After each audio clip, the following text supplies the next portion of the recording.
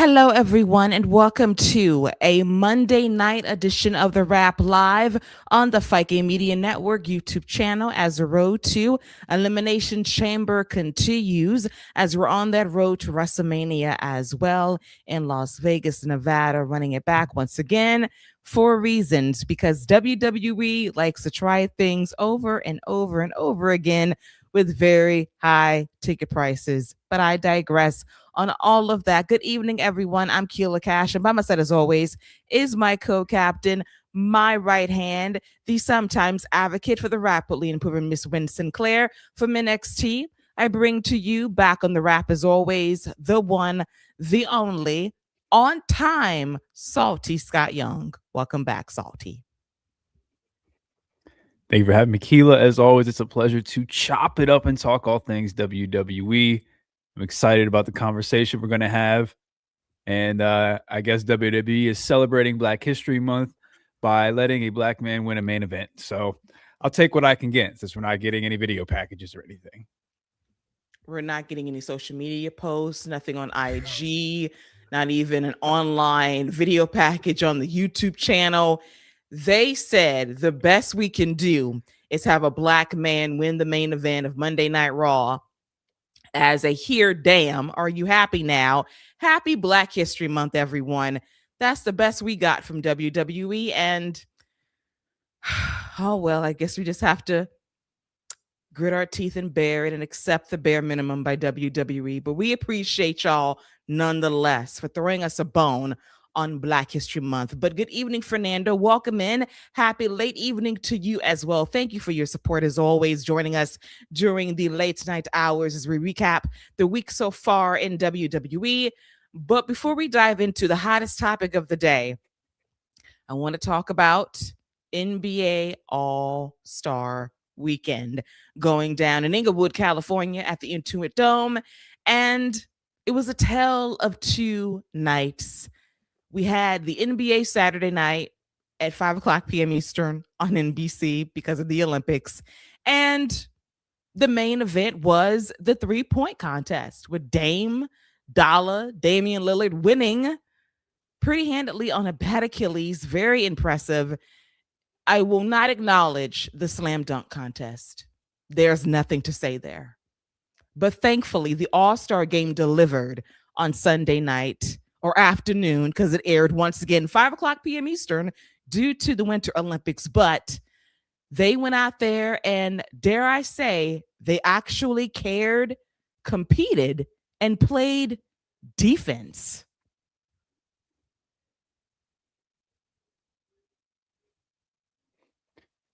Defense might be a strong word, but they didn't let people go by them like they normally do.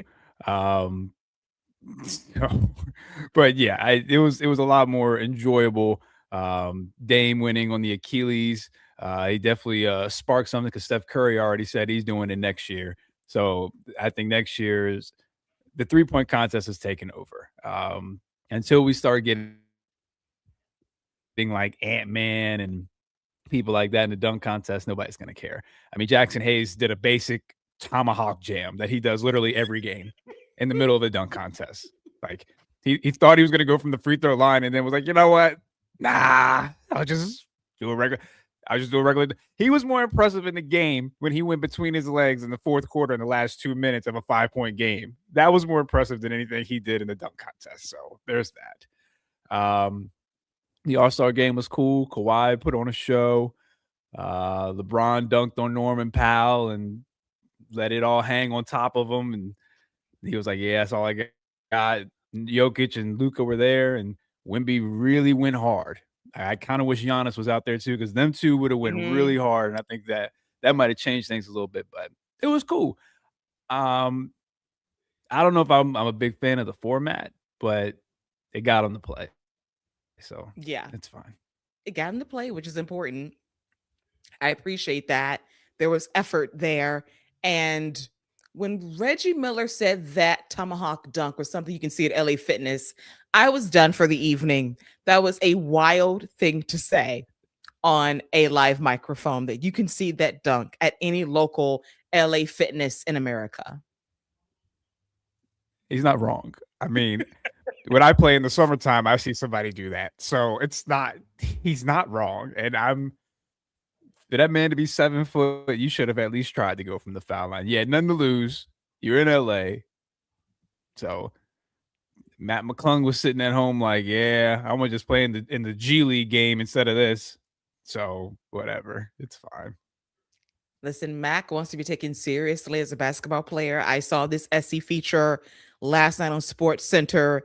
He wants to be taken seriously as a big time basketball player. He was born in a very small town in Virginia. He holds and still holds several state records for the season that he played high school basketball, one state championship over there. Then he transitions to college and then went undrafted in the NBA. And as you said, has hopped around G League to G League to G League and just wants to be on someone's team, even if he's not starting, to come off the bench to be a contributor. So I hope that his main basketball dream comes true. I know he doesn't want to be defined as a dunker. That's why he deferred this year. But dude, you did bring it back from the brink of extinction for 3 years. But now, as you said, unless you got the big names out there dunking regularly, the event is just lame, in all honesty. And I used to love the slam dunk contest, but the true main event is the 3-point shooting contest. And Steph Curry says he's going to be in it. He's recruiting Dame. He's recruiting Clay. He says only real shooters may apply for next year, which is going to be crazy. Yeah, and I actually thought it was pretty cool last year when they had the women in there too. Like Sabrina was in there. Like I thought that was pretty cool. So if you want to do a little crossover with that, that might be something different. But yeah, as far as Matt McClung goes, I mean, I hope he gets what he's looking for. But let me tell you something. There is absolutely a lane, money, and popularity in just being a YouTube star as far as just going to different places and dominating and just dunking on people all day. Like there's a lane for him to be a huge celebrity. I'm sure he already is in his own right, but like if it doesn't come to fruition like he's looking for, there is absolutely a lane for him to be a top tier YouTube social media type guy. Definitely. I think that he has a dream and he wants to fulfill it. I totally understand it. But at the same time, if your calling is to be a dunk machine and you can do it like nobody else can do it, then you need to embrace it. And it's okay to have this dream. But at the same time, this dream of being a dunker has given you a whole lot in terms of visibility and popularity. So I wouldn't knock it. I know he wants to be a star. I totally get it. But when SportsCenter basically shades you and showing clips of you missing shots to explain this is why he can't stay on the team because he's not instrumental in terms of the flow of the offense, I'm like, well, damn. Why did you profile the man and just throw him under the bus? Like that all happened in one piece. He's a great dunker. He wants to be a real basketball player. Here's his missed shots to explain why he's in the G League. Like, wow. Yeah, I mean that sounds like a hit piece right there. But listen, I hope he gets it. There's plenty of teams trying to tank, and if he's looking for opportunity, there's quite a few teams this year who are trying to lose, and will probably give him an opportunity. So for sure. All right, but overall, I enjoyed the All-Star game too. I love the world. Wemby showed up. He played hard. He played angry. And now he has 2 grudges this All-Star game in the 2028 Olympics in LA. He is going to get his pound of flesh in 3 years and next year, respectively. As you said, if Giannis was out there, it would have been more of a fight for sure. And if Steph was out there for the OGs, they would have had a shot too down the stretch because Lord knows they got really cold during game 4. Oh, they're old, so yeah. It is what it is. And let's not forget Shea wasn't playing either. Like that international squad was missing some, and then Luka and Jokic just don't play. They don't care. So they were definitely missing some people, and then some people just really don't care about the All-Star game. So there's a lot to that. But again, more enjoyable. It is what it is. We'll see what happens for the second half of the season. Go Lakers. Go Lakers, you say. That is a lovely sentiment to have as you pray for the best as they're slumping a little bit right now during the midway point of the NBA season. We will see what they do in the home stretch as we approach the second half of the NBA season right about now. When the season resumes on Thursday, they will play the Celtics, I believe, on Friday on ESPN. So that should be a good rivalry to reheat up heading into the second half of the NBA season. But let's get to some serious WWE talk at this time.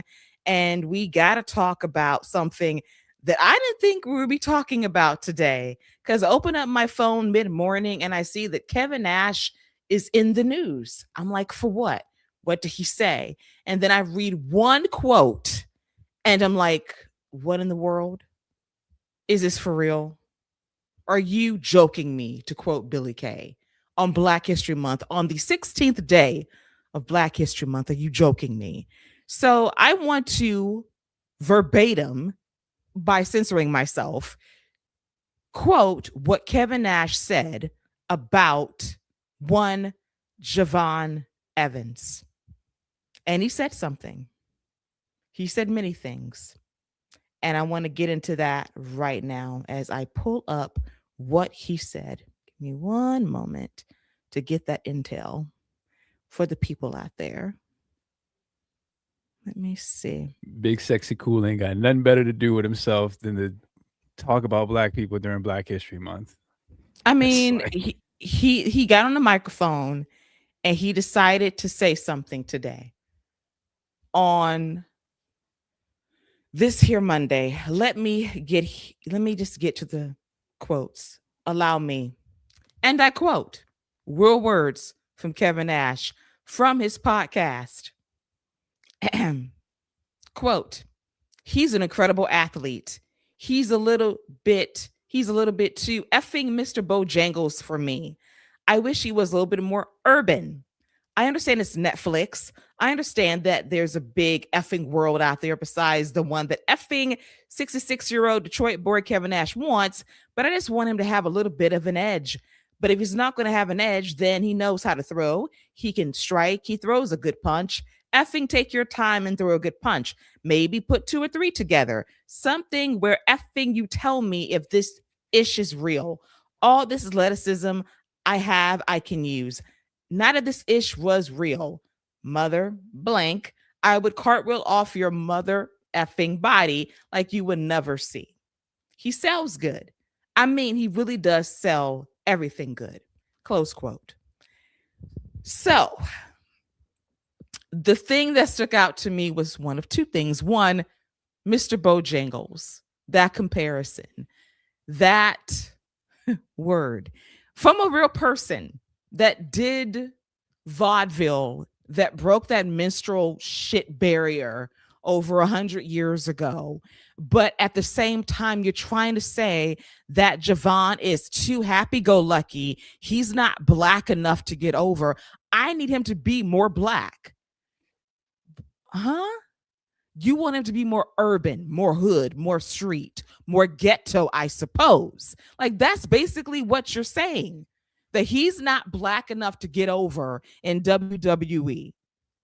That's where we are.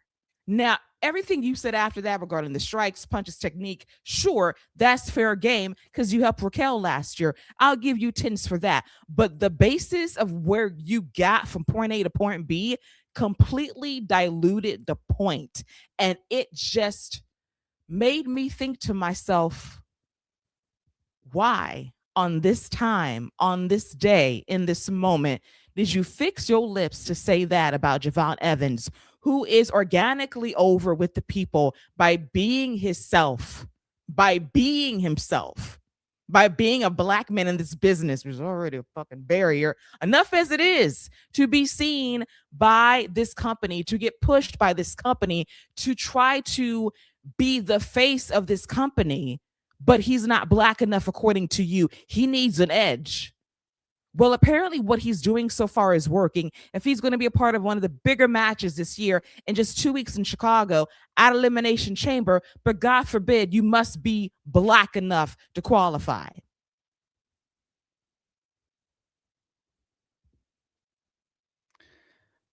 Yeah, it's a lot to unpack here.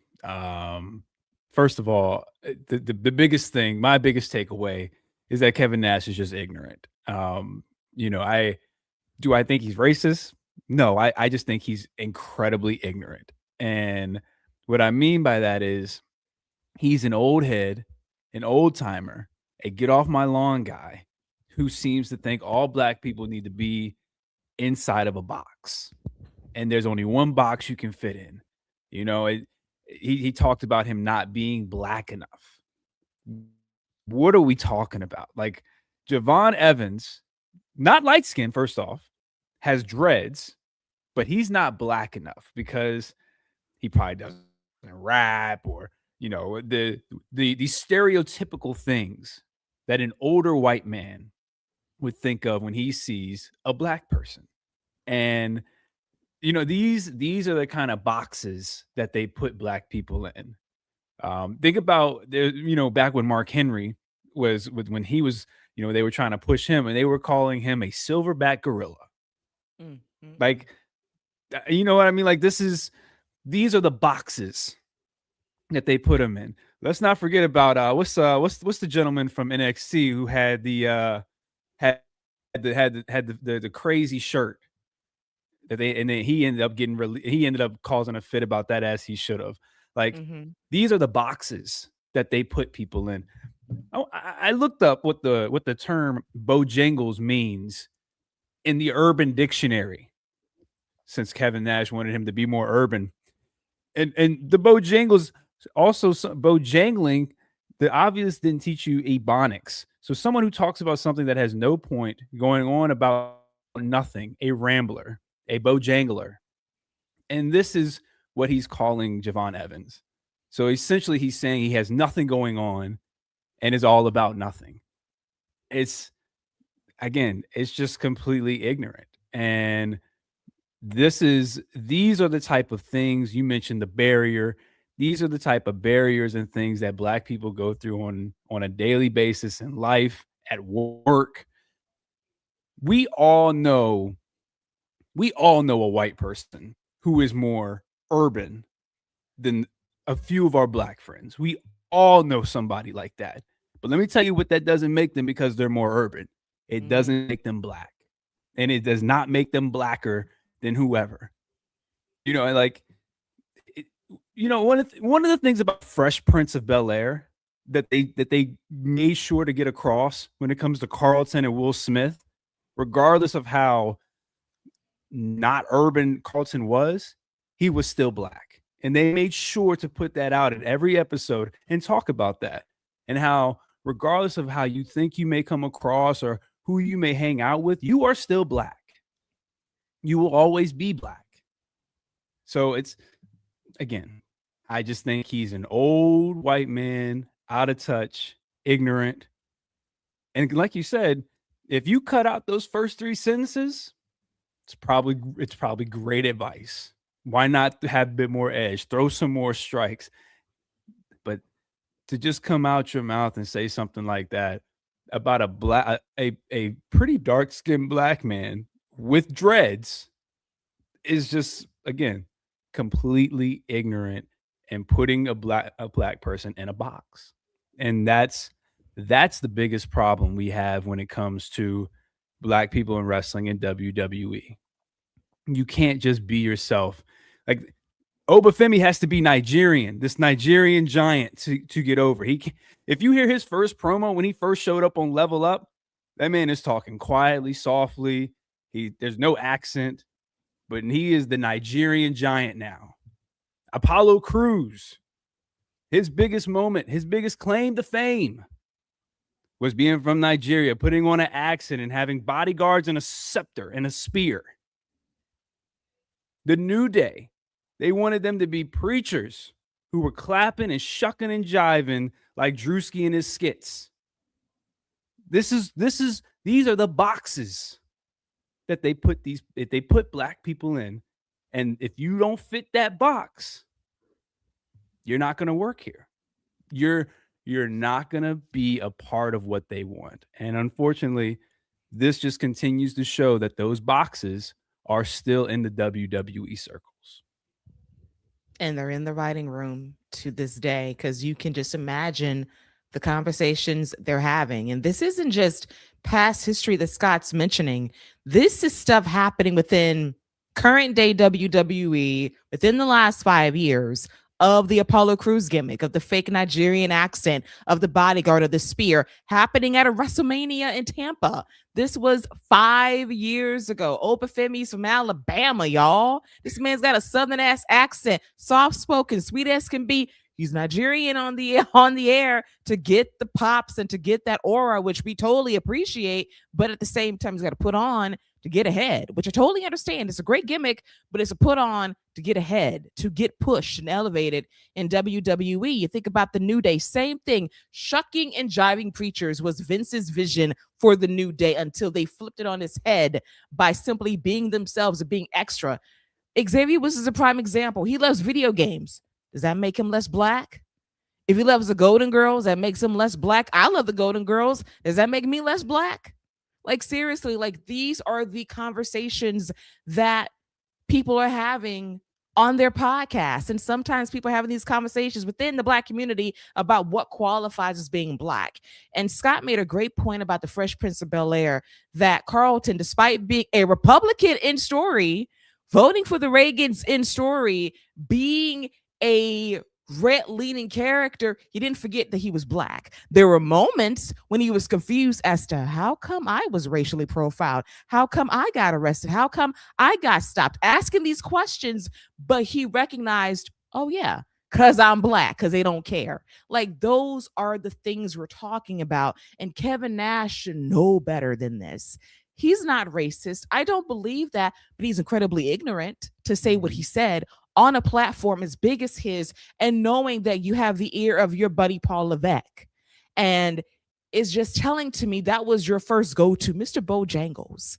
And the real man, if you watch the movie that Gregory Hines did that portrayed the man behind the character, the struggles he endured. He was accused of being an Uncle Tom for taking roles that were subservient, that were less than back in the day. But he said, listen, I had to take the jobs that were given to me at the time because that's all we had. And that's all that I could do to elevate what they gave to me. So he faced his own struggles as a performer, as an artist who was boxed in some ways as well. And that couldn't be helped. But to box in people here in WWE in 2026 is wild to me. And the other thing I can think of is, did you want Javon to be like a carjacker, like Crime Time? Is that urban enough for you, Kevin Nash? Is that black enough for you? I don't get it. Like, that argument today, it really took me for a loop. I thought I was in another dimension reading that because I said, this can't be real. Is this AI? But sure enough, he really said that on a podcast, and he's been radio silent today because what can you say? But I imagine he will have something to say to kind of walk this back a bit, because none of what you said today made any sense on its face, because apparently you're not watching the same show we're watching when this man is getting over organically by being himself amongst the crowd barely 2 months into his main roster run in WWE. And he will be heavily favored in that Elimination Chamber match in Chicago. He won't win, but let me tell you, he'll be the most over in that match. It'll be Javon Evans, providing incredible moments, and he'll be black enough to do it. I'm just saying. Yeah, and I already know what he's going to say. He's going to say, you know, I was comparing him to the people that I came up with, like a Booker T and stuff like that. And all that's good and fine. Booker T is who Booker T is. That's who Booker T is. They grew up in two different eras. Booker T probably had to be a little bit rougher around the edges, a little bit tougher. Who he is. That's just who he is. Javon doesn't have to be like that. Like, yeah, I'm with you on he needs a little bit more of an edge, but he doesn't need to be having more of an edge has nothing to do with being urban. I can tell you that right now. It has absolutely nothing to do with being urban. Like, if he acted more like Enzo Amore, is that more urban? I mean, like, you know what I mean? Like, what exactly does that mean? That's what his co-host should have asked. What exactly do you mean by more? What does a black man need to do to be more urban? specifically a black man who's not, again, not light skinned. Okay, this is not the dude from Grey's Anatomy. Okay, Don't come for Jesse like that. You ain't right. I did take a stray. Okay, I did take a stray, but that's not him. And he's got dreads. Like, I just don't know what he has to do to be more urban. And again, sorry, Jesse, I apologize for the stray, but you were the first light-skinned man I could think of.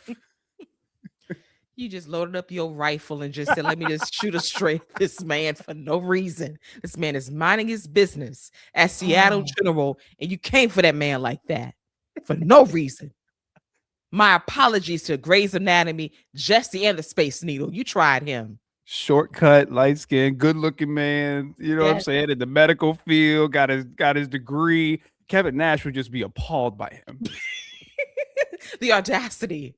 You telling me he didn't go to ER? He's not Eric LaSalle Black? Really? Right. What? Successful. He's a surgeon. This is crazy. Wait, Scott, I got a better one for you. You telling me he's not, oh my God, Omar Epps Black from House the Horror. Oh. He's not working for another white man. Oh, the horror. What is going on? Yes, his mom owns the hospital and she's black too. Oh, can you believe it? And in somber news, yes, thank you, Fernando, for noting the passing of James Vanderbeek from Dawson's Creek. Passed away last week at the age of 48 due to colorectal cancer.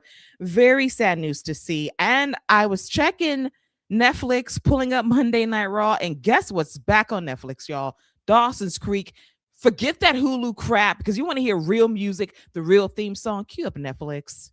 You want to hear Paula Cole? Pull that up. You want to relive that series? Pull it up. Now, I will say, first 3 seasons go that you can skip 4, 5, and 6, but you can skim through 6, get to the series finale, and you'll be satisfied.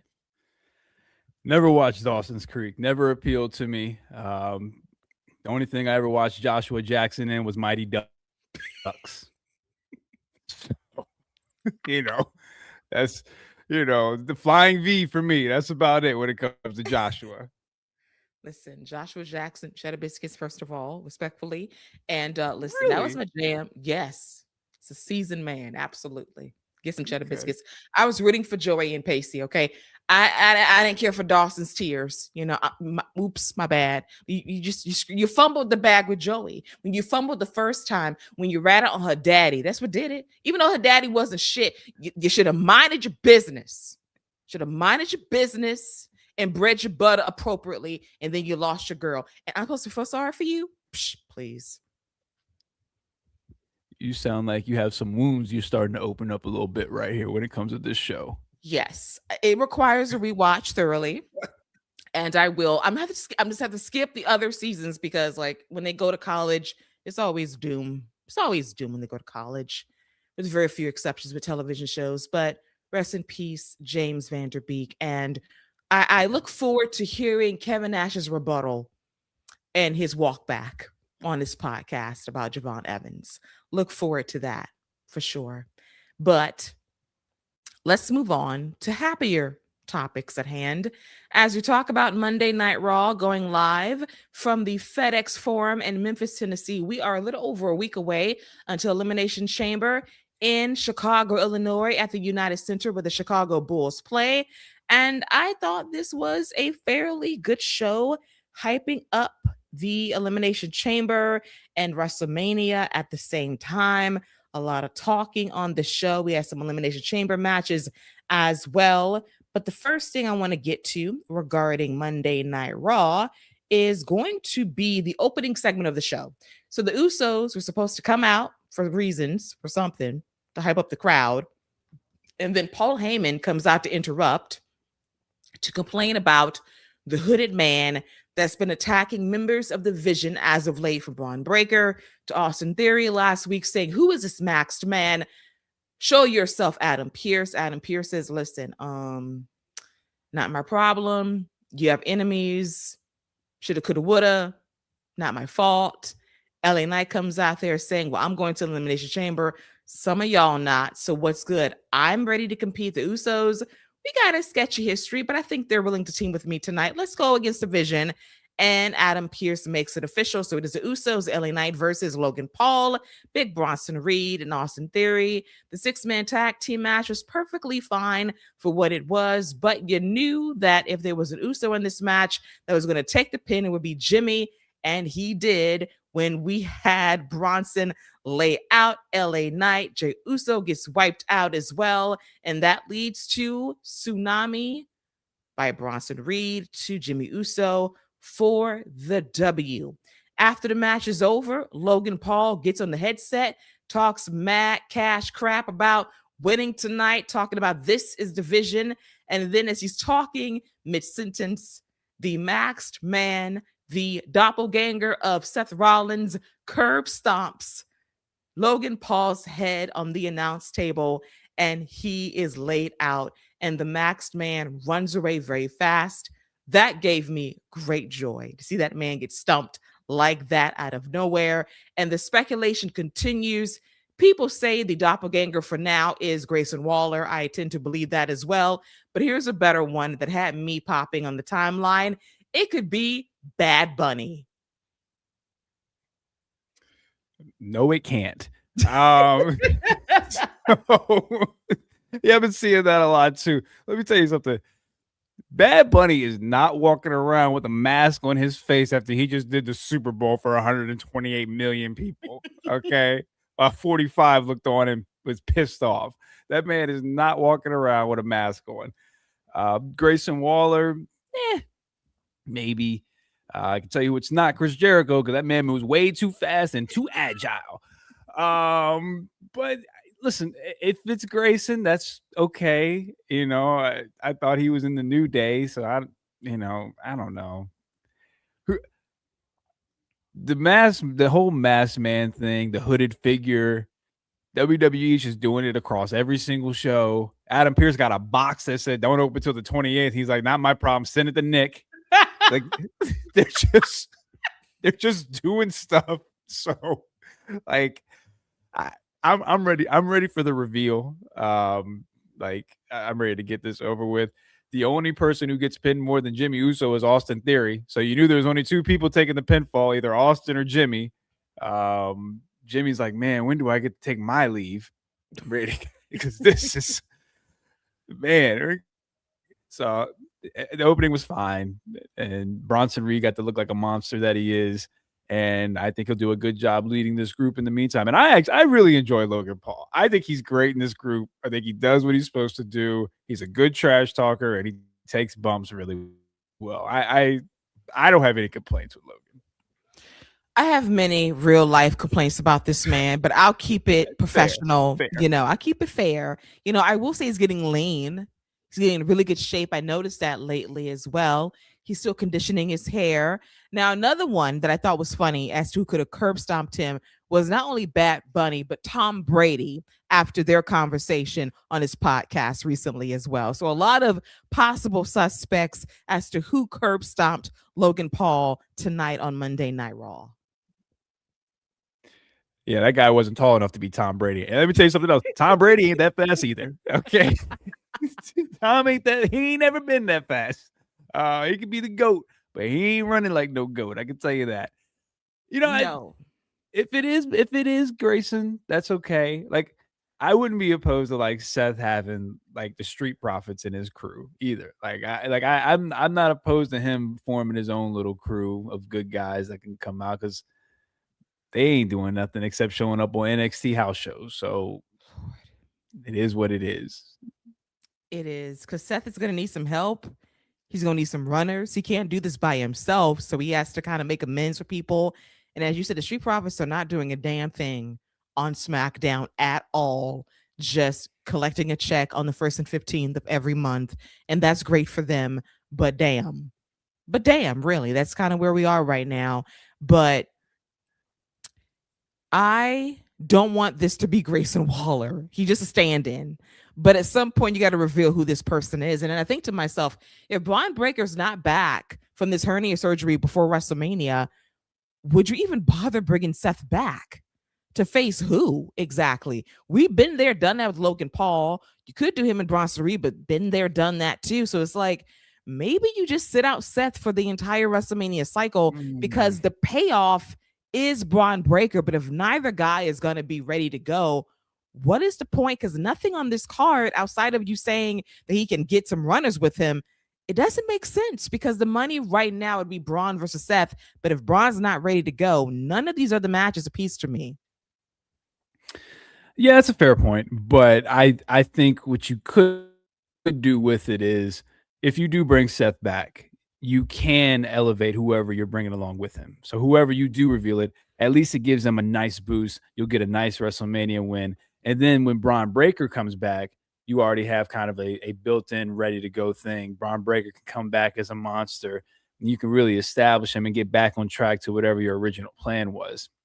So either way, I'd rather have Seth Rollins at WrestleMania than not at all, even if it means he's bringing a couple runners with him, like you said, Street Profits.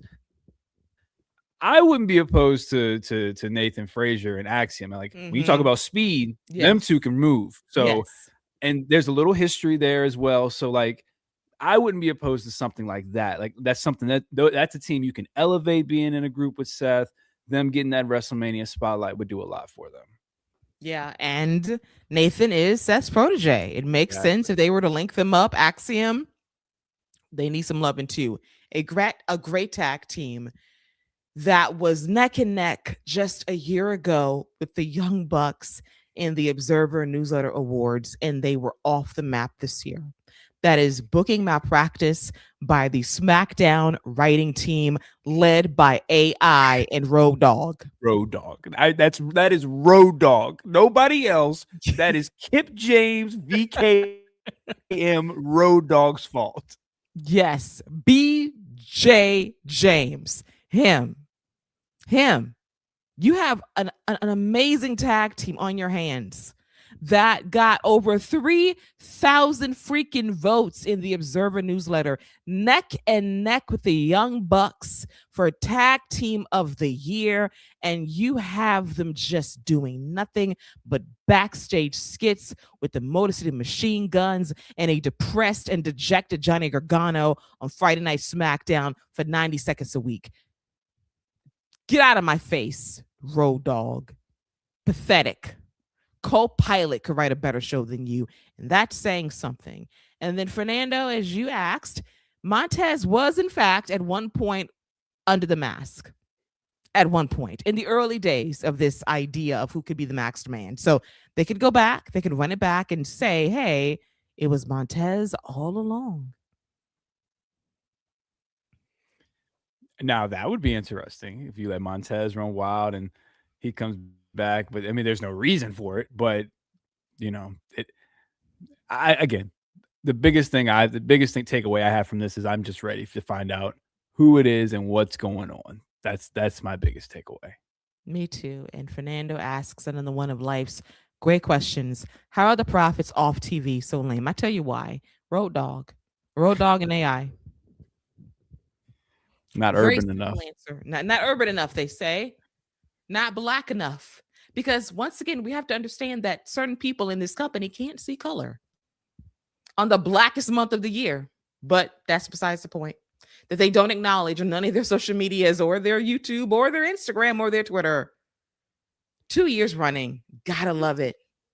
Say what you want about Voldemort, but that man would celebrate and give us video packages and highlight Black people and athletes throughout Black History Month every week.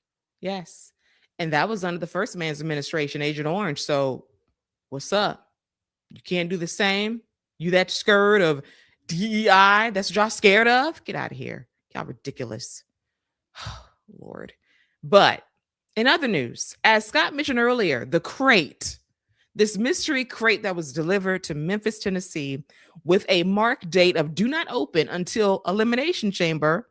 Eli was the delivery man, because I got to remember names. Eli is memorable because he said, I'm just here delivering a package. Nothing more, nothing less. I'm here for logistics. But you know what I noticed, Scott?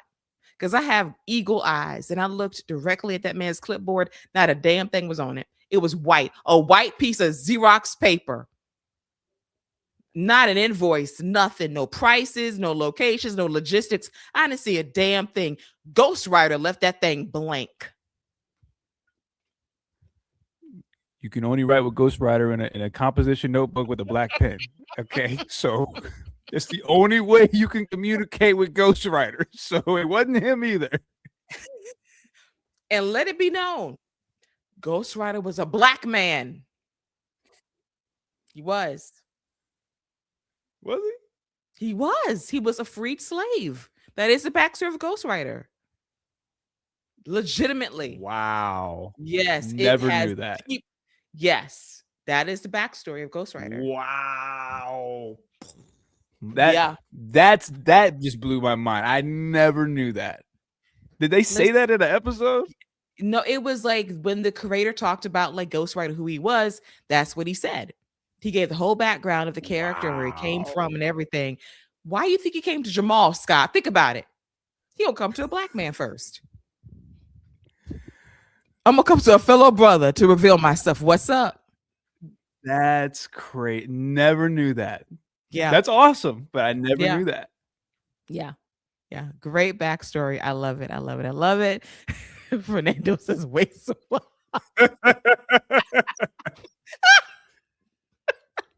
They said race swapping. Oh man. That's funny. Yeah, that was I mean, hey, I read the backstory. I couldn't believe it. Like, okay, this show got amazingly deep real fast for me. I appreciate that.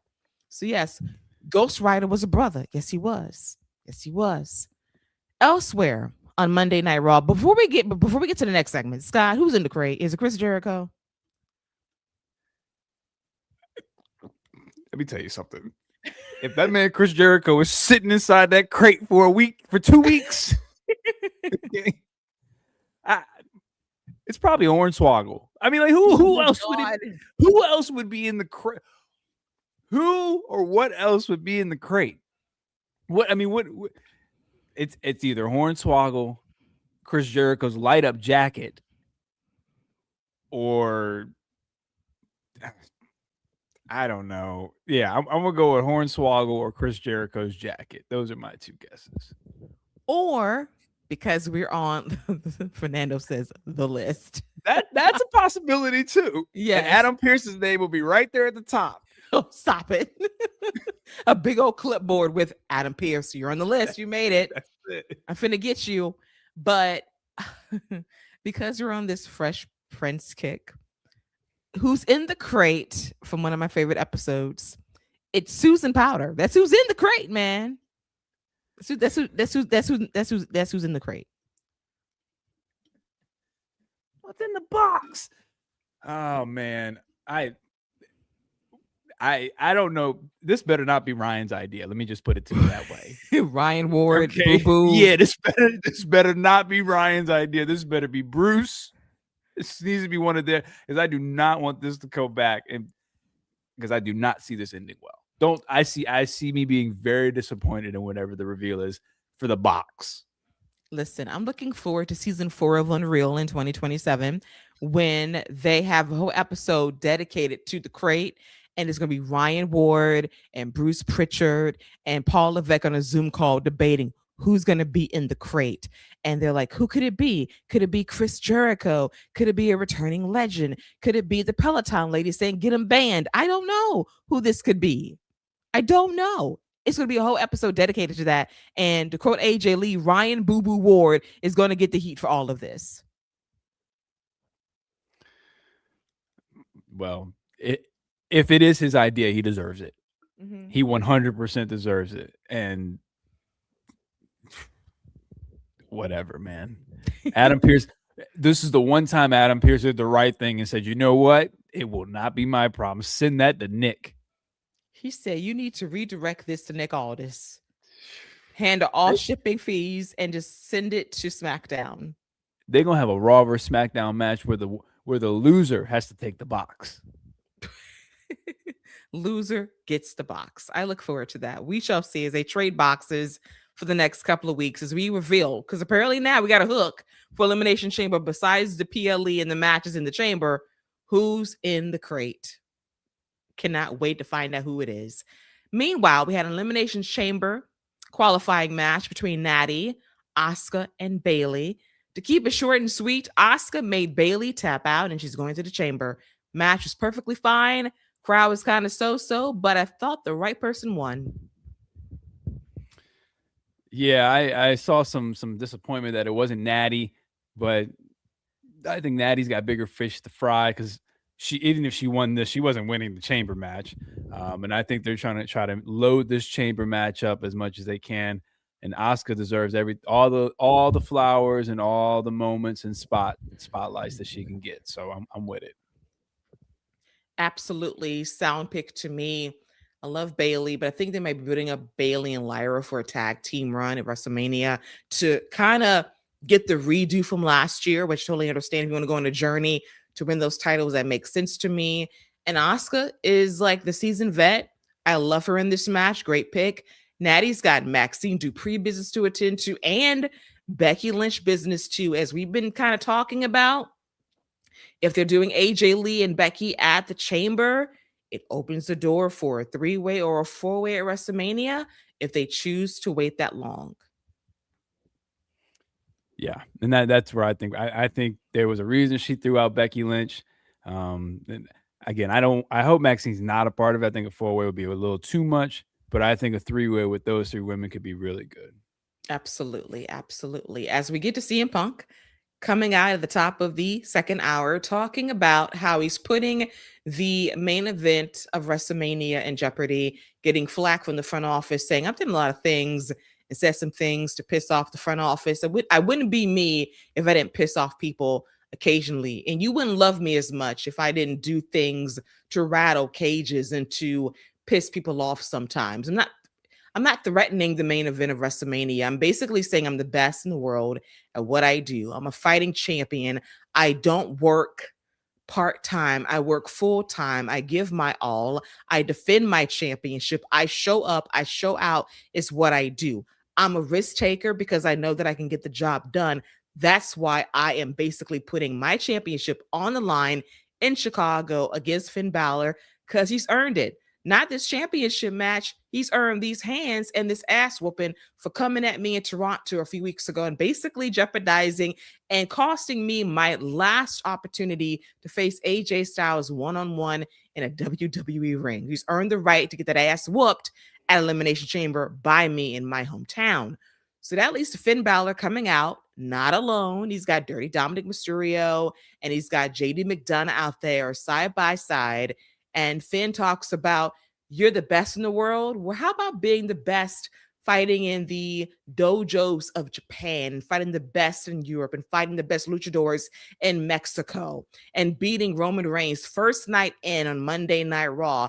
That's the best in the world. That's the definition to me. And if I beat you for that championship, that makes me the best in the world. And CM Punk's like, well, that's all great when you did it 15, 20 years ago. Like, what have you done for me lately? Because what you have done is have help along the way. Can you do it by yourself? Because you've done all your other accolades alone for what, 20 plus years. But the last 4 or 5, you had Judgment Day's help. So I'm going to give you the shot to take your shot at me with my back turned, jump me.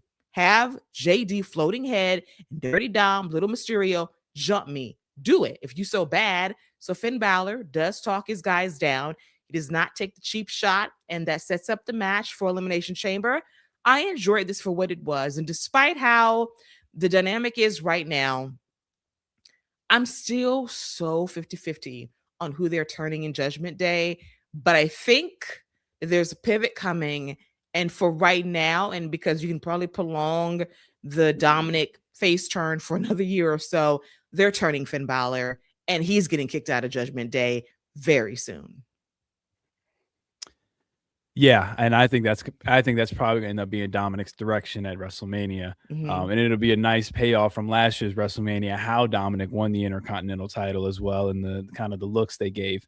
CM Punk's fantastic at just being able to get you invested, get you riled up in a match.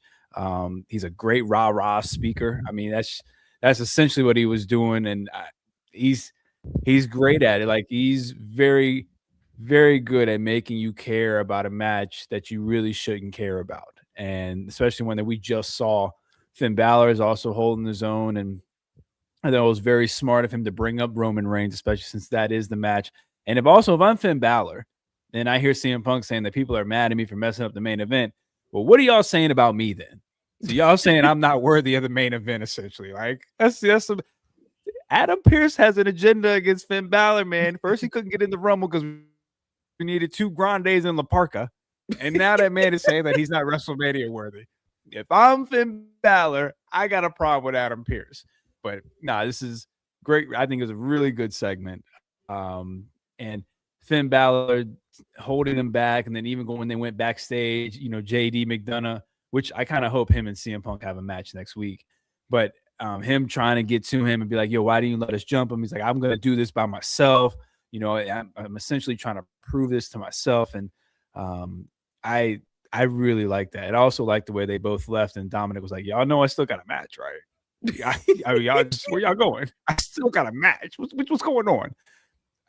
Really enjoyable segment. And the Judgment Day again is still one of the most important things on Monday Night Raw, and have been since they kicked out Edge. Like ever since Edge left the group, this has been one of the most important groups and segments they've had on the show, and we haven't even got to Liv Morgan yet. So great job all around in this, I think. Yes, really good stuff. And as you said, the Judgment Day will find a way to keep evolving and being a part of the show through many iterations, including the Edge years, which weren't great. And when he got kicked out, things magically got better. But it was meant to be that way. It had to be that way, and it worked out the way it intended to get everybody else over in that group. And listen, his idea did come to pass. Everybody in that group has been elevated tenfold. So even though the idea and the concept in the beginning was trash, in the end, it became a brilliant idea, partially after when Voldemort left. That was still his vision until he got booted in the summer of 2022. And then it kind of realigned itself to what we see now in many shapes and forms. And speaking of Liv Morgan, Michael Cole sat down with Liv and Dirty Dom to ask her who you are challenging at WrestleMania as the winner of the 2026 Women's Royal Rumble. And Liv Morgan is still playing coy, saying, I'm not going to reveal that information yet. I want to take my time with this. I like making people sweat. So Stephanie Vaquer came in the interview, interrupted, and she proceeded to drag Liv Morgan in Spanish. And what I loved about it is because Michael Cole says, listen, we got the extended cut on the WWE YouTube channel with translation, so you can read what she said, because we got the translator on lock. But the subtlety of Dirty Dom basically whispering the translation to Liv, saying, girl, she dragging you. She's saying that you ain't shit, saying that you was handling everything. You was trained from the ground up. And she said she came from nothing, and she wrestled the best around the world. And she said, you ain't do that, and you ain't on her level. He was basically whispering in Spanish, like, girl, she's dragging you. Like, he couldn't even say it out loud. His whole chest, like, this is a read, a whole read. And then Liv Morgan, the actress that she is, when she got the gist of what Stephanie was saying, when she got up and said, I said what I said, she started to cry. Her entire demeanor went from cocky, laughing, ha, ha, ha, to this woman absolutely read my ass in a different language, and I had no clap back. And she was devastated the rest of the night backstage. Raquel had to take her somewhere to relax. I love the inside joke of, listen, girl, we got to touch some grass. We know what we got to do to kind of decompress after what you went through. Touch some grass. I know what you mean. You mean roll some. I understand what that means. I love that inside joke. But I love this because now it's personal. Now I want Liv to go off of the mic and say how hard she worked to get to where she is. Because let's be real, nothing was given to Liv. We've seen the Liv Morgan story from the beginning to where we are today. And if she unleashes on that, that's your WrestleMania match. And I think it adds heat and meat to this rivalry. I want Dom kind of out of it at this point, because Stephanie made her point known. Liv's gonna do a lingo and cuss that girl out in Spanish after what she did to you on Monday. Like, she dragged you so bad you cried, and I kind of loved it. Yeah, we've seen the evolution of Liv from the Riot Squad partner to Charlotte Flair essentially telling her, "Yo, you're not good enough," and Liv being like, "Yeah, I'm gonna come back better than ever." And then instead, she just came back as Bobby Lashley's mistress. No, I'm sorry, she was Lana's mistress. What? Which she was one of those two Yes, mistresses at that and ruined wedding. the wedding. Yes. Yeah, I can't remember which one because I think at first it was Lashley, then it became Lana. So whatever they had going on, to working her way to championship material, to being the only person to beat Ronda Rousey 3 times in a row, or like 2 or 3 times in a row. Like, she's had a long storied history. Her and Rhea, and now she's one of the top women on the roster. So for whatever Stephanie said to her, must have been pretty hellacious. I will say this though, I'm still who I can't remember who said it last week. It might have been Lady B. I'm still under the impression and hope that Stephanie and Dirty Dom end up together. I kind of like the dynamic, Mm. and I kind of hope Dom was just adding a little extra to it. Like, yeah, she said you trash, but what she really meant is that you real trash. Like, you need to, like, I hope he was adding, like, she was probably just talking regular smack, and I hope Dom was just making it so much worse. So I'm still for that because I think that would do a lot for Stephanie. And just add a little bit more to Liv's chase. I think people want to cheer Liv Morgan. Like, I think people genuinely want to root for her, especially on the journey that she's had. But yeah, real good segment. They're doing a much better job this week than they've Mhm. done in the last 2-3 months with Stephanie, to be honest with you. Oh yeah, this is good stuff. And as you said, the idea the Lady B had of Dirty Dom and Stephanie linking up, not a bad idea. If they pull that Mm-mm. trigger at WrestleMania, it's the classic Trish Stratus Christian playbook of Yep. I'm in your corner, but actually I'm not. And that'll get Liv over as a big time babyface because listen, she's a great heel. But I think that she has this natural likability of her story and how scrappy she's been to get to where she is. That nothing was given to her. She legit had to earn, scratch, claw, survive regime, survive bad storylines to get to where she is through hard work, to have people in the division see value in her own sisterhood, see like there is something in her that she can be a big time star. And she's proven that. And I think this is her opportunity to really ball out at WrestleMania against Stephanie. And that's a great opponent for Stephanie that can be a great base, that can go back and forth with you and can tell a story on the microphone. And I'm not opposed to Don being for the streets. Like, why not? He is just a big old hoe, and let him do that. Let him do that. He is for the streets. He will find him a new mamacita every 2 years. Yeah, I'm here for him. I'm with you. I'm here for him in the streets. Like, I think that's where he belongs until he turns babyface. Yeah. But yeah, and I'm with you, Fernando. I think Stephanie's got a nice heel run in her, and I think she has the demeanor, the facials. I think she would be a great silent killer in Judgment Day. Ooh, another takeover. I love how the Judgment Day just overhauls everybody, kicks them out, rebuilds, and just say, hey, this is a Mhm. new lineup, like an NBA team. Like, we have revved up, we have gotten our OGs out of here. We got a new starting five. And Raquel would already have a reason because she lived them taking advantage of her. We all just waiting on Roxanne to be like, yeah, I've been Mm-hmm. waiting to do this anyway. So yeah, I think that would be a nice overhaul. Liv and Finn get kicked out. You could do a lot with that for the next couple months. And then Liv and Finn finding commonality. After all that beefing, after all that passive Yep. aggressive bullshit, now y'all find common ground being the outsiders looking in. It's like y'all on the outside of Pride Rock and wondering how can we get back in? And then Liv would have to go and ask the two she would have to ask for help would be Rhea Ripley and Io Sky, the people whose Yes. lives she has tried to make hell, and she would Yes. have to make amends with them, and it'd be a great redemption story for her. Like, the same way Seth Rollins had to do all that when he finally turned babyface after his long heel run, he had to go back and make amends with everybody. Mm-hmm. I think you could do the same thing with Liv Morgan. I think it would be a great story. I was thinking about that too. There is equity in a live and reunion that you have to Mhm. earn it back, that you have to basically have your back against the wall and say, well, what I did to you has happened to me and I need help. And can you help me? I love that. And one of the best moments in Monday Night Raw was when Dean Ambrose, now Mox from AEW, fist bumped Seth to say, hey, we're Yes. Gucci now. It was long, hard, and earned because Seth was begging and pleading, like, please forgive me. And Mox for weeks was like, fucking with you. Like, I don't forget, my memory runs long. And to this day, Roman Reigns, despite a reunion or two, still hates that man for what he did almost 15 years ago now. That resentment still lingers. Despite the kumbaya, that moment still stings that man, and they will never fully get past it anytime soon.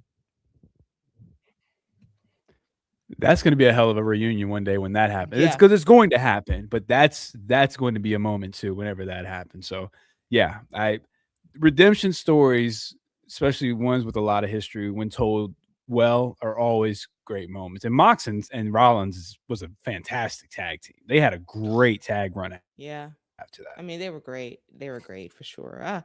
The Shield, man, one of the greatest factions to ever do it, and the careers, they speak for themselves, Yeah. plain and simple. They speak for themselves. And you see the little love letters that in all of their matches still to this day, do they show each other across companies that bond is still pretty strong, and that group chat's still pretty strong too. If you can read what is to be believed about their bond for sure. As we get to AJ Lee's promo on Becky Lynch, and I thought that AJ did a good job, and I like how she has command of the audience. You don't hear one what chat from her, which I appreciate. Basically laid out, hey, I have not held a championship in well over what 12 years, just about in WWE, and the last championship I had was a sparkly pink butterfly belt, but I love that belt. I made that belt famous, and I made all y'all famous back there. I gave y'all a 10-year head start before me and after me, but I'm here right now and I still won a championship. And Becky Lynch, I gave you 10 years and you still can't get on my level. You still can't match what I've done in WWE. That is a bit debatable because Becky has, I don't know, main evented WrestleMania, has been a multiple time champion, won the Royal Rumble. She has done it all in WWE for sure. And Becky comes out to counter that. And then AJ basically wants to fight, wants to scrap, and Becky refuses to throw a punch, a free shot that AJ gave her. And then we leave it there as they hype up their match for the Women's Intercontinental Championship at Elimination Chamber next Saturday at the United Center in Chicago, Illinois.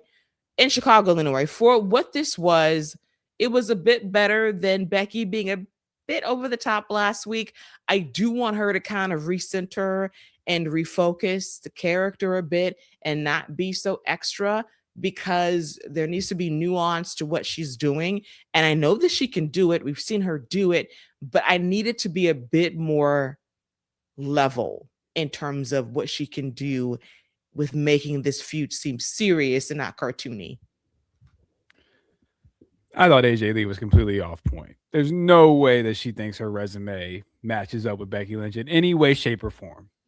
And I think that kind of took me out right there. Like, you may have laid the foundation for what they were able to build upon, but Becky Lynch took that foundation and put her own over top of whatever you did. Like, the multiple time champions, the Intercontinental title run, the main event at WrestleMania. She changed the main event herself because of how over she got. Like, I don't even think they're in the same breath when it comes to resumes and all time talk. Me personally, I think Becky Lynch has eclipsed her 2-3 times, and she could talk about the 10 years, whatever.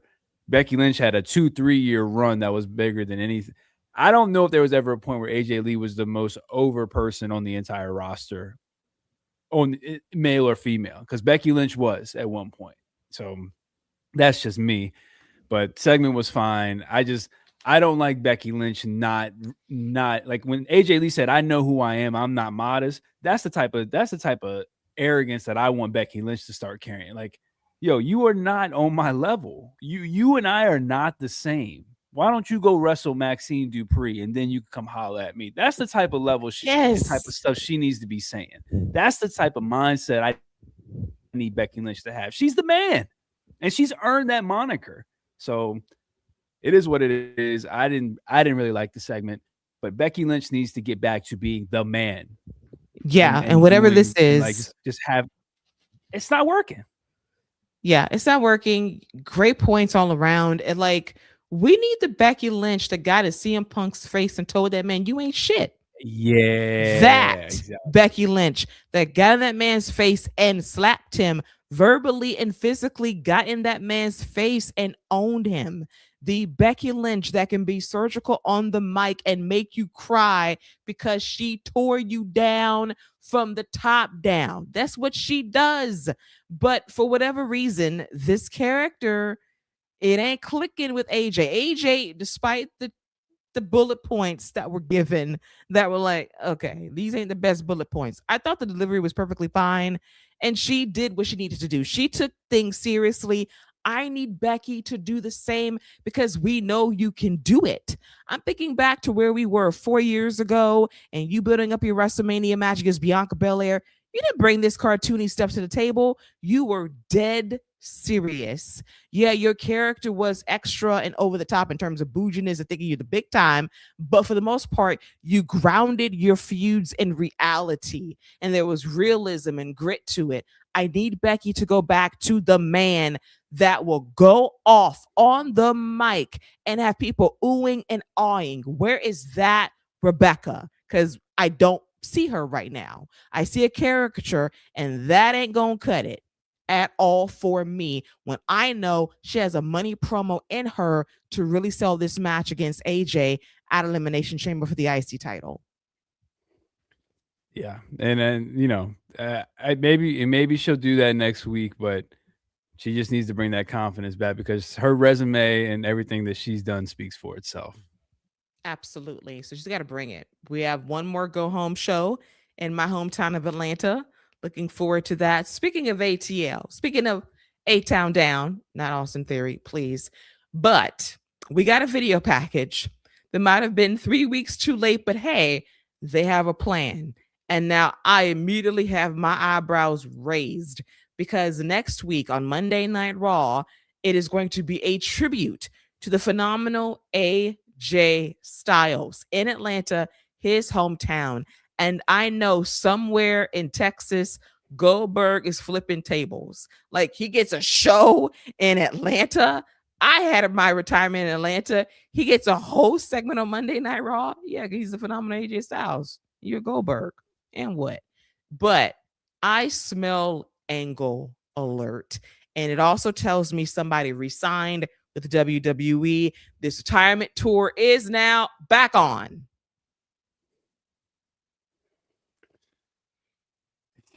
Yeah, I don't know what's going on, man. Like I don't know what Ryan Ward and them are trying to cook up here. And like the next season of Unreal's got a lot of explaining to do. I don't know, man. He put the gloves back on. I guess he's not all elite right now. So, like you said, apparently he signed a contract. We'll see if it's for one show or if it's for a couple months to get him to WrestleMania. But next week will be cool, I guess. It would have been very hard for WWE to gift wrap AJ to AEW and say, here, Tony Khan, here's all the dream matches you can possibly imagine. They were not going to do that. They would look stupid if they did that. That boy must have got a bag. A hefty bag. That bag is heavy. It's an AJ Lee size bag. And that bag that she got is hefty too. It's a heavy bag. It's a heavy, hefty bag because nothing else makes sense. You get to come back in Atlanta to do your farewell. Yeah. Some smells. They picked Atlanta, your hometown, your backyard. Be for real. Yeah, he about to challenge Gunther at Wrestle. He about to be like, listen, man, I got one more match in me. I don't know. So it's got to be something. Like something's got to be, like you said, something's got to be in the works. He's got to have another match. You're not just we ain't seen Cena back. Like, you're not Nope. just coming back Exactly. to just have a special tribute show because we're in your hometown. Like, Exactly. this We didn't is bring John Cena out for one more Monday Night Raw to say goodbye. Like it was done in DC. Like y'all said, let's bring this man to his hometown in the A and say, let's say a proper goodbye to AJ. When y'all could have did this at the Royal Rumble in Philly 3 weeks ago. we all know Triple H don't care nothing about AJ Styles that much to give that man. Voldemort liked AJ Styles a lot more than we could tell Triple H did. Okay, so again, whatever Ryan Ward, whatever you got cooking, man, you got the box. We got AJ Styles coming back. You got a lot of explaining to do and a lot of reveals going on. You got a lot of eggs in this basket, man. I hope they don't drop it.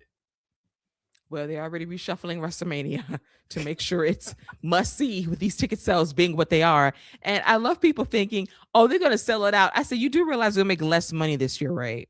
With more comps, because you can't account for 20,000 tickets in 2 months. That's a heavy load to push.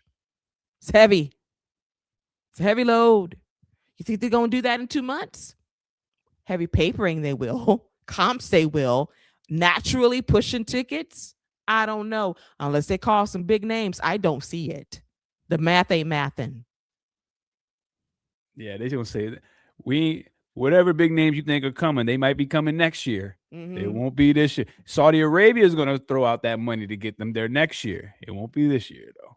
Exactly. So it's going to be a wash one way or the other, but we shall see what WWE has in store for us for the alleged tribute show to AJ Styles next week at the State Farm Arena in Atlanta, Georgia. Should be fascinating. Unreal season 4 is going to be fascinating. As Paul Levesque will say once again, well, technically, we did not release AJ Styles. His contract simply lapsed after the Royal Rumble. And at that point, we opened the door up for renegotiations because I was not going to let Tony Khan take the phenomenal one away from me. Listen, I do have my red line, and that red line is not giving Tony match of the year candidates for 6 months. That's stupid of me. Well, there's nothing they can do about that. So they're gonna have their matches of the year. There's nothing they can do about that. You just need to try to have the better stories because you ain't putting on matches they putting on over there. I'm gonna go ahead and let Exactly. you know that. Exactly. They got their gunners too. And at the same time, you got to tell stories to make your matches pop. And the stories right now are not hitting in some cases, but we still got a couple months to go into WrestleMania to see what they can do in the home stretch. As we get to the main event of Monday Night Raw, which was an Elimination Chamber qualifying triple threat match involving Gunther, the Intercontinental Champion and AAA Mega Champion, Dirty Dominic Mysterio, and one Javon Evans. And this match was pretty good for what it was. Javon and Dirty Dom and Gunther worked great together. Saw some really good near falls. Javon was great as usual. Dirty Dom getting back in the swing of things post partially separated shoulder, and Gunther's always great per the usual. And then we had Dirty Dom trying to use the ring bell as a weapon to gain the advantage. That backfired at one point. And then out of nowhere, to play into an ongoing storyline, Dragon Lee woke up from his sleep and hit Gunther with the ring bell, which enabled Javon Evans to avoid the 619, hit the OG cutter on Dirty Dom to get the win, to move on to Elimination Chamber next Saturday in Chicago. And I think this is a very subtle message by Paul Levesque. Let's zoom in on Javon at the very end to show his sparkly, beautiful personality on full display because, yes, he's black enough, Kevin Nash. Yeah, you know what? Maybe it could be Triple H being like, yeah, we like Javon the way he is. So if it is, kudos to you. I hope the OG Cutter gets some love next year for Finisher of the Year because it's one of the best ones WWE has.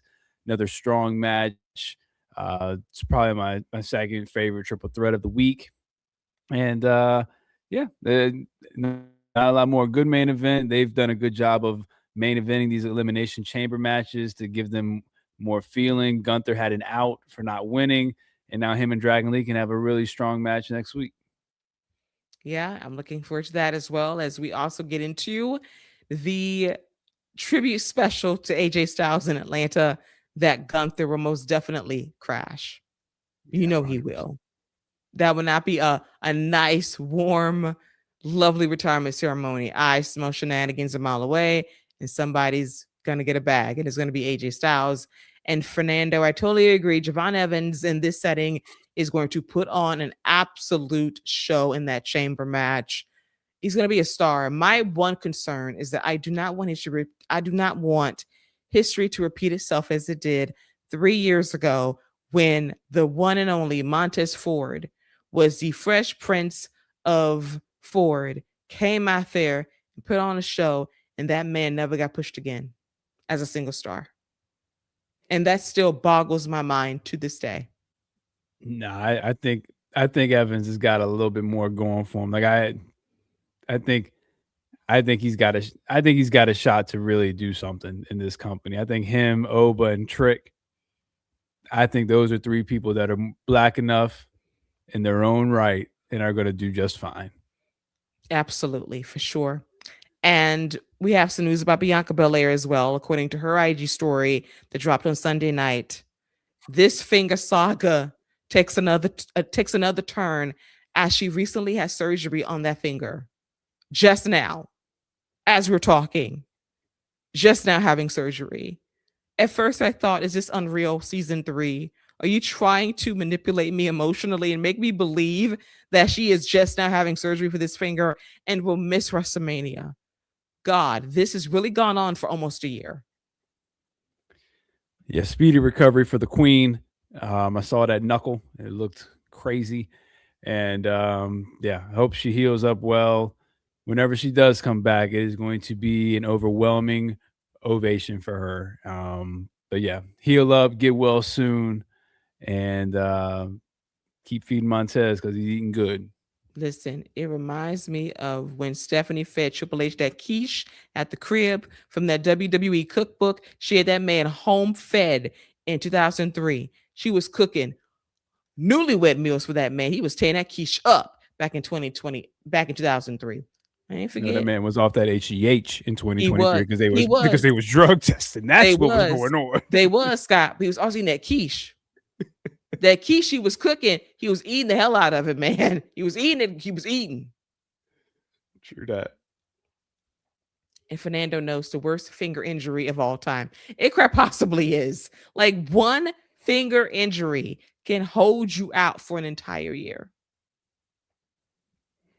One of the best WrestleMania matches of all time for the women. It's not just period. And yes, that's the last match she's had.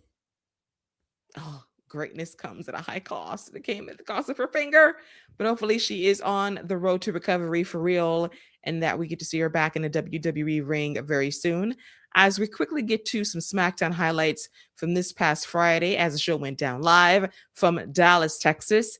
And one of the highlights for me was Jay Cargill defending her championship against Jordan Grace. I thought this match was really good, and Jordan Grace is going to get the best out of her opponents. And I know there's been so much commentary about Jade and her wrestling. And I hear the pot shots that certain people make on radio shows saying how she hurts people. Okay, whatever. But when she's in the ring with hosses that can match her intensity and her level, guess what? The matches tend to be good. And Friday was no exception. I really enjoyed this match. One of Jay's best outings, one of her best selling jobs, because when Jordan targeted the arm, guess what she had to do? Use a one arm Jaded to get the victory. Yeah, good finish. I'm with you, Fernando. It was definitely one of her best matches that she's had here in WWE for sure. And I just think she needs to continue wrestling. And Jordan Grace I think she's gonna have a good year. Like they put her in there for a reason to help carry, not necessarily carry, but to help lead Jay to this great match or really good match. And I think Jordan Grace is going to get a run with that title at some point this year. I don't think this is the last time we'll see her having a title shot. I agree for sure. Title reign is definitely in Jordan's future. in the not so distant future. I got to be honest, because how things are realigning with Bianca's injury, that could happen definitely sooner rather than later heading into WrestleMania season. As we get to the promo stylings of Trick Williams on SmackDown this past Friday over in Dallas with the Whoop That Trick chant.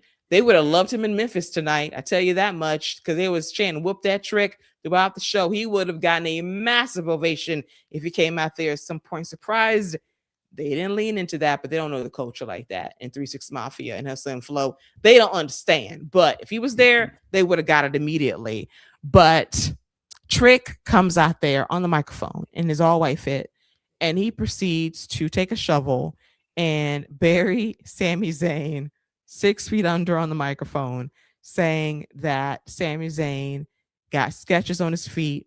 He hasn't combed his hair. His breath smells like 10 pounds of bounce that ass, and he's a loser, and he will never win, and he's not going to win. And I said to this man, stop, Sammy's already dead. And I do wonder the sustainability of Sami Zayn as a babyface at this juncture, because WWE is playing a very dangerous game of, do you really want to wait another year to build Sami Zayn up as a potential champion with all the losing he's done in the last year? Are you willing to go all the way there? I don't know. I think that Sami needs a heel turn stopgap, because Trick is literally whooping that trick on the mic, and the fans are eating it up. I think Sammy will be okay. I just don't think Trick Williams is the guy that put him across from one, because of his promo style. Like you said, he's got a lingo to him. He's got a swag to him. The way he puts his words together is completely different from anyone else on the roster. And also, people don't want to boo Trick Williams. Like, people want to get behind him. People want him to succeed. I don't know how long you can keep Trick Williams a heel, to be honest with you. Like, he's a massive baby face waiting to happen. Like, a massive baby face waiting to happen. I think Sammy will be fine. He's gonna take his lumps. He won't get the reaction that they're probably looking for, but I think he'll be okay. But Trick Williams is, I think it says more about Trick Williams than anything. That man is going to be a massive, massive babyface. Yeah. And I don't think they can fight it for too much longer, because he's so over right now. The fans love him. He's got command of the microphone, the crowd. It's really incredible to see. Not nervous in the moment. Had a pretty solid match against Ray Phoenix this past Friday, better than their match overseas last month. And you can't fight the tide. And they're trying their very best, but I don't think it's going to last very long. And then Fernando makes a very good point. Stone Cold's mic skills got Bret Hart booed. It did. It did. And that's how Bret kind of turned heel heading into that year's WrestleMania, and the reverse babyface turn of what happened in that match for sure as well. If Sammy does turn heel, I don't think it'll be Trick Williams. I think it'll be Cody Rhodes. So he needs something. He needs something, because if you're trying to push that man all the way to next year's WrestleMania, potentially in a main event spot, you have got to do something to reheat him up, because right now the fans don't believe in him. As Fernando says, he is Sammy Ziggler. He's starting to look weak amongst the people who have belief and faith in him to be a champion, and that faith is waning due to the booking of it all, and that will weigh heavily at some point as well. Yeah, especially as a vet, somebody who's already main evented a WrestleMania, won a WrestleMania main event. So I agree, he's got to be heated up soon. But I take him off TV for a couple months after WrestleMania. I think him and Trick Williams will probably end up having a one-on-one match. Trick beats him. He needs to go away for a little bit, take him off TV couple 3-4 months, bring him back right around the fall time when you need a little extra star power. Then I think you start rebuilding him up from there. Yes, one would only hope, and can only hope at this point for Sammy, as we do have 2 Elimination Chamber matches that were in the mix in terms of qualifying matches. Alexa Bliss is in the Elimination Chamber match for the women, and Cody Rhodes was able to beat Sami Zayn and Jacob Fatu to get in this match at Elimination Chamber to possibly win the match to face Drew McIntyre for the undisputed WWE Championship at WrestleMania. Yeah, the Alexa match was fine, but that main event was great. I thought those three really showed out. I think it's gonna be very hard to keep Jacob Fatu out of that WrestleMania match.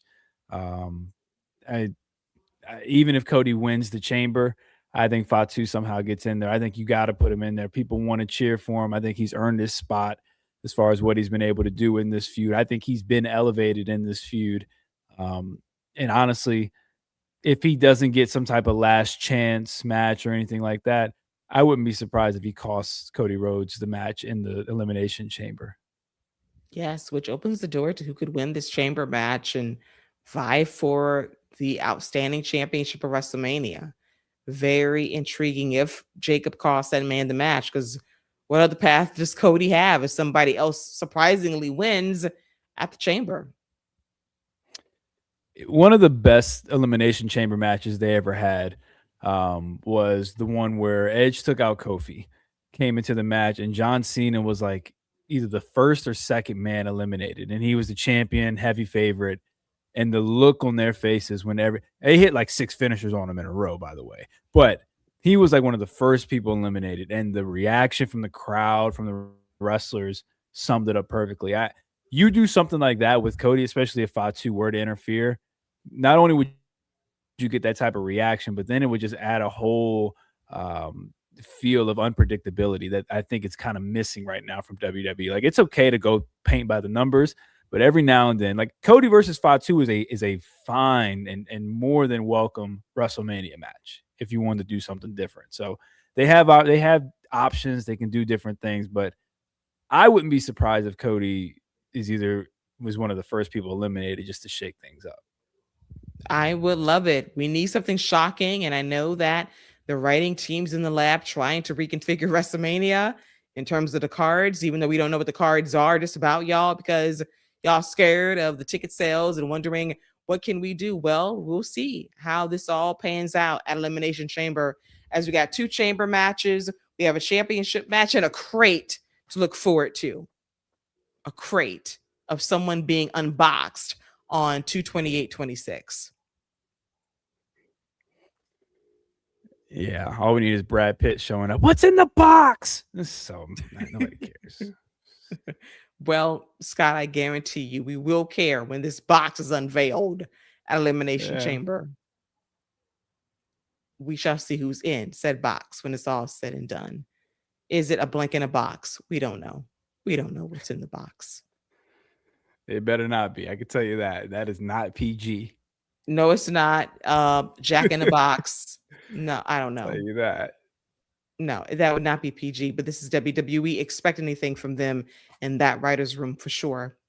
And with that, we're not even going to talk about NXT. Ain't even talk about. Show was just a show last week. They're not coming to Atlanta because guess what? The parking lot was bought at Center Stage and they can't park their trucks there.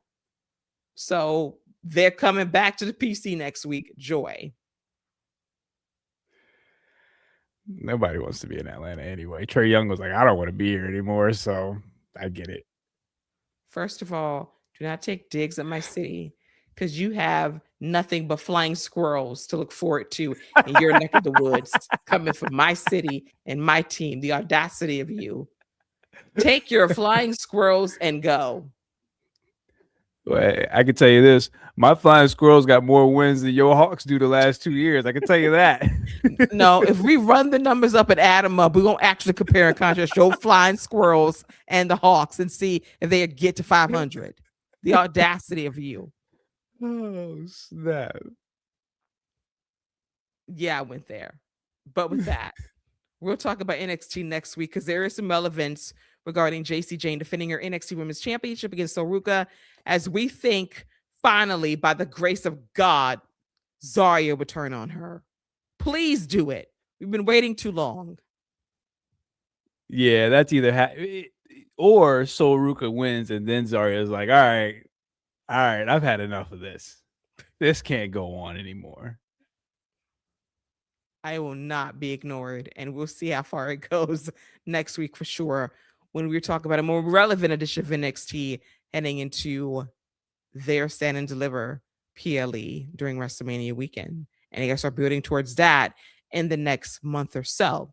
So with that, before we go, it is now time for Scott to reveal his match of the week, the best match he saw across Monday Night Raw, NXT, SmackDown, main event, even Evolve on Tubi. Oh, it's definitely not Tubi, I can tell you that. Cody versus Fatu and Sammy was a great match. They did a great hook for it with the Drew Sammy promo, or with the Drew promo, talking about it. Him interfering was great. Laying Sammy on top. The near falls were really good. I thought Fatu looked fantastic in the match. So that's my match of the week by far. Great choice. I got a co-sign on that as well, as that was a great match on SmackDown. On Sci-Fi, they'll be on the same network again because of the last Friday of the Winter Olympics. They'll be back on USA for the Go Home show for Elimination Chamber next Friday on the USA Network, getting ready for Elimination Chamber in Chicago. And Fernando votes for Jade versus Jordan Grace for his match of the week as well. Nice runner-up for sure, as we'll see where Jade's path towards WrestleMania will go, as Liv Morgan is yet to make her decision as to who she will face at WrestleMania. But now we're getting that hint that it could be Stephanie in all likelihood. And with that, that is a wrap for all things WWE, as we talked about the week so far and some hot topics that had the timeline blazing over the last 24 hours or so. I want to thank my co-captain, not just Salty, but every nickname I give him just clicks. Shout out to Punctual Scott Young tonight. Oh, man. I don't mind Punctual. It works pretty well.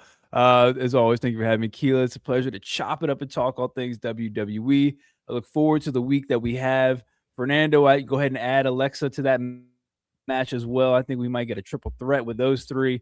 But yeah, I'll talk to y'all next week. Appreciate you, Fernando. Yes, we'll be back next week for the alleged tribute to AJ Styles in Atlanta. Should be an interesting show, to say the least. The go home show for the Chamber in the A, and we'll make Elimination Chamber predictions. Who will punch their tickets to WrestleMania?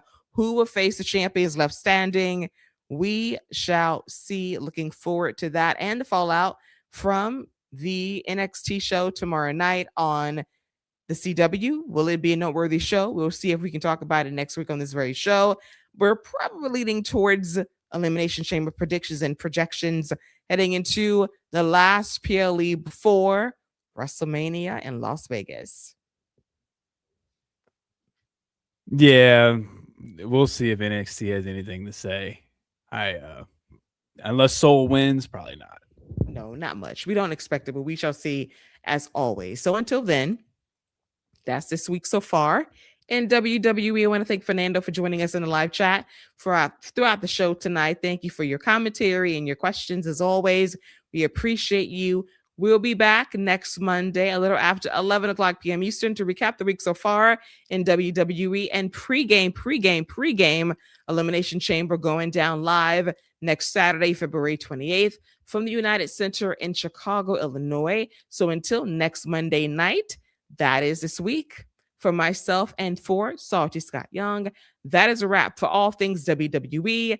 Take care and bye-bye.